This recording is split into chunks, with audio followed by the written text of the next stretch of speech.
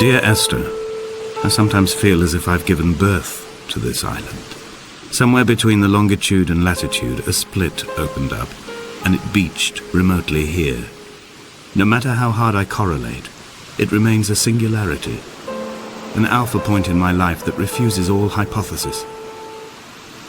I return each time leaving fresh markers that I hope, in the full glare of my hopelessness, will have blossomed into fresh insight in the interim.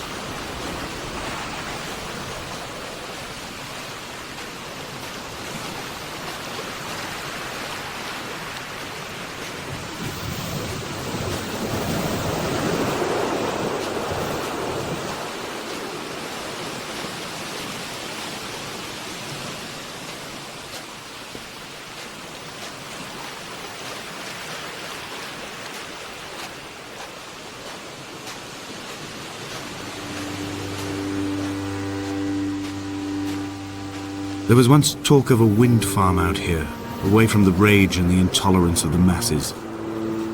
The sea, they said, is too rough for the turbines to stand. They clearly never came here to experience the becalming for themselves. Personally, I would have supported it. Turbines would be a fitting contemporary refuge for a hermit. The revolution and the permanence.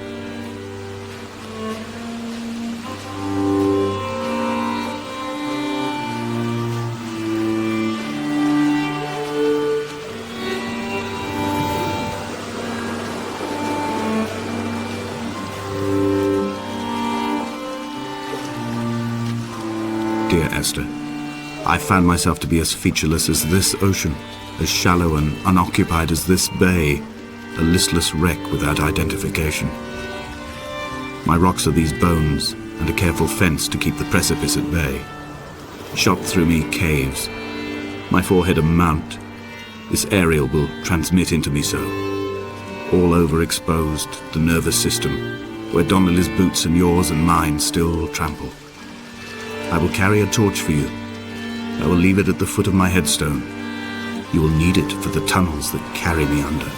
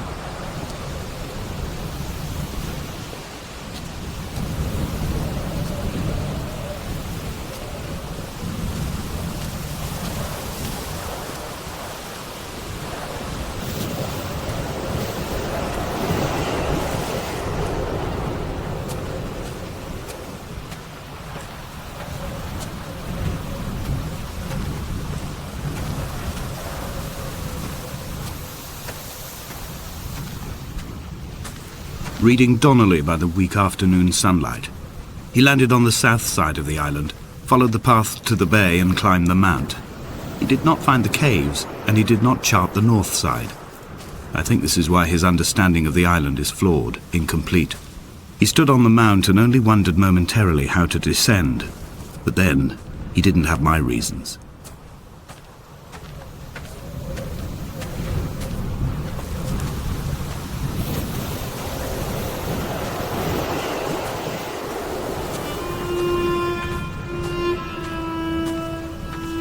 When someone had died or was dying, or was so ill they gave up what little hope they could sacrifice, they cut parallel lines into the cliff, exposing the white chalk beneath.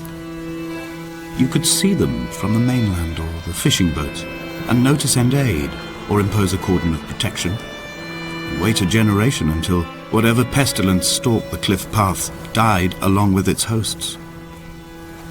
My lines are just for this, to keep any would-be rescuers at bay. The infection is not simply of the flesh.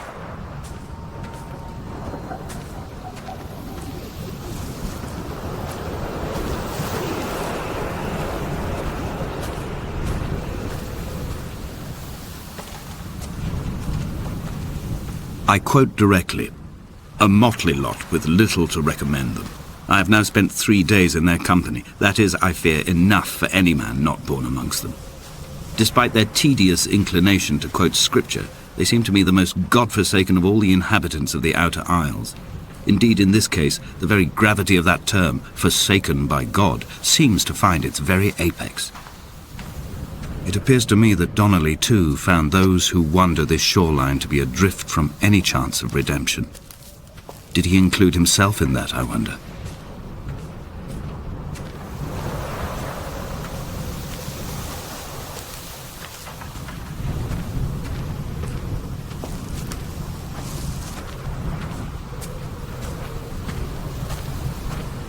Dear Esther, I met Paul.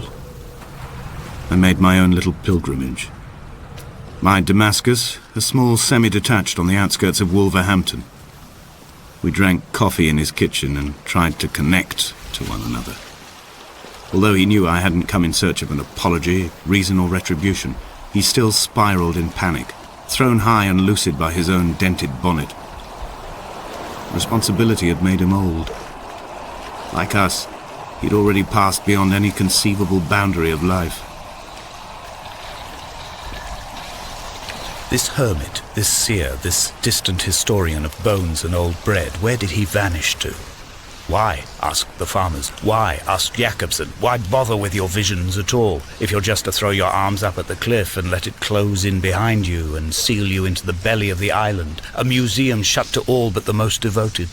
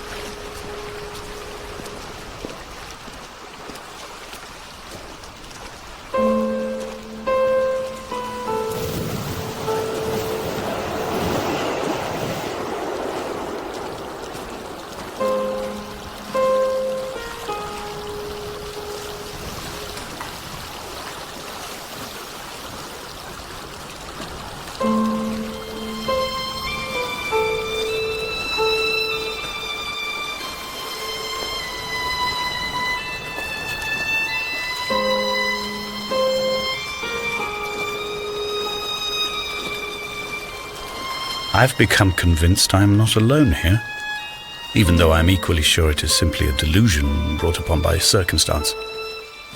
I do not, for instance, remember where I found the candles, or why I took it upon myself to light such a strange pathway. Perhaps it is only for those who are bound to follow.